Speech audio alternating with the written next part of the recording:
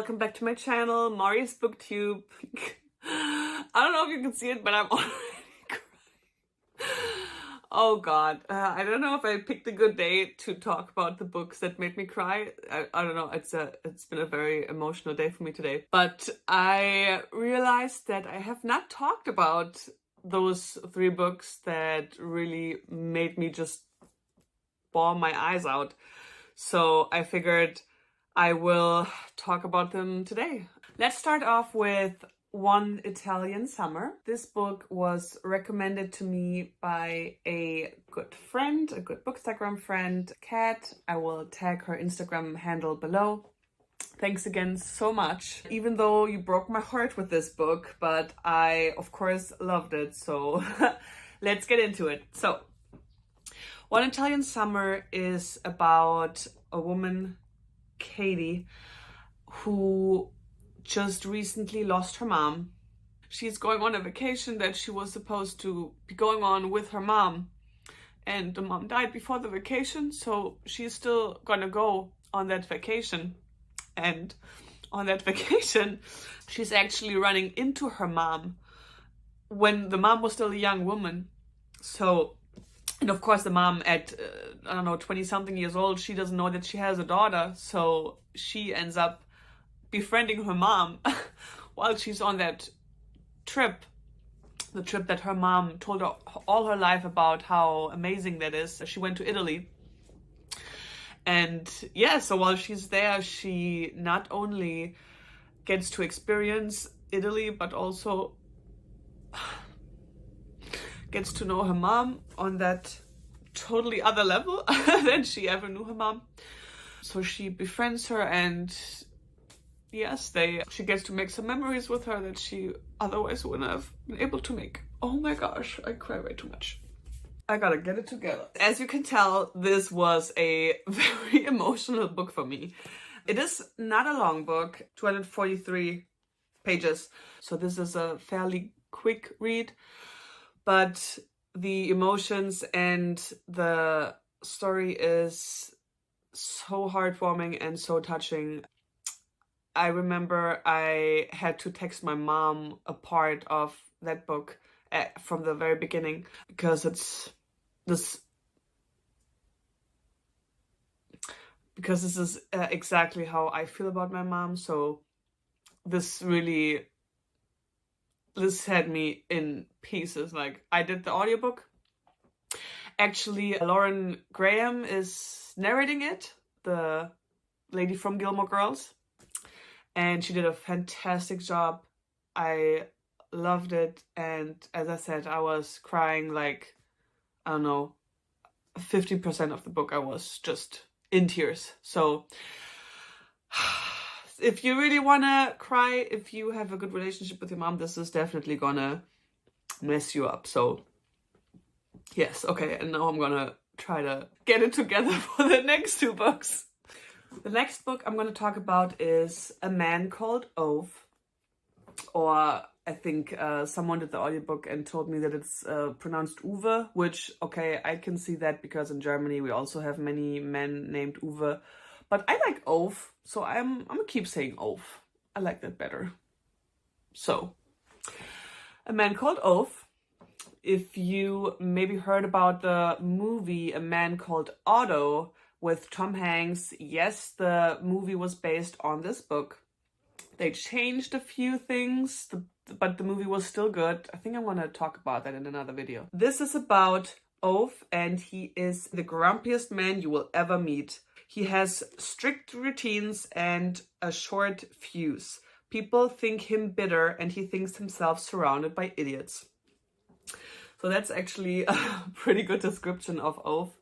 But during this book, you will get to see also a different side of him, the person that he was around his wife, and all the things that he had to endure during his lifetime. And yeah, basically he gets into new friendships with his neighbors, even though with some of them he had like fallouts, and this is also going to be discussed in this book.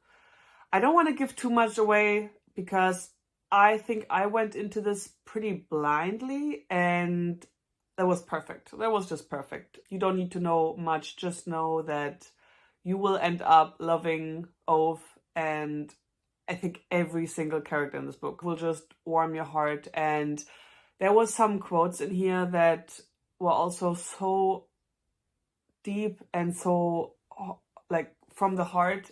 I'm still thinking about this today. I was bawling my eyes out already 15 pages into the book.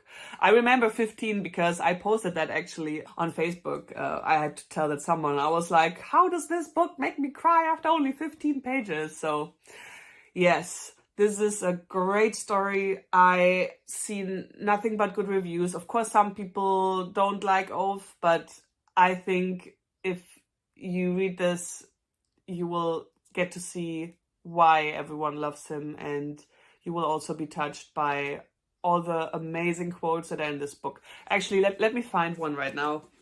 Like, I already know I'm gonna cry, but there are so many good quotes in here. Ove had never been asked how he lived before he met her, but if anyone had asked him, he would have answered that he didn't.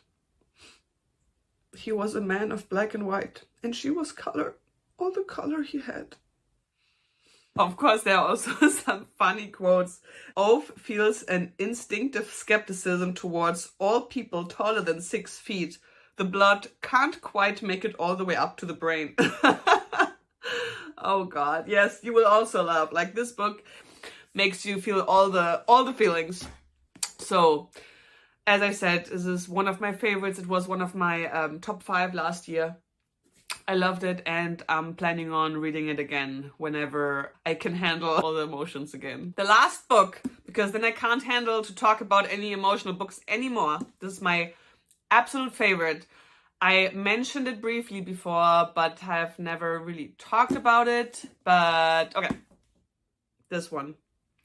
The 7 Husbands of Evelyn Hugo. Once I finished it, like, I was crying, of course, through the whole book. But at the end, I was bawling. I was crying my eyes out. And I needed to talk to someone. You know that feeling, like, that you need to talk to someone about the book you just read, or if you heard something and you just need to share that with someone.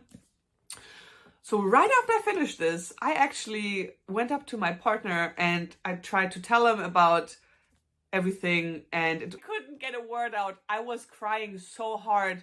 I can't even, he didn't know what to say or what to do. He was like, what the hell is going on? What is this book about? So I tried to explain it to him through my tears, through my snot and tears, like, and then, like, it was crazy. This book got me in pieces. So, okay.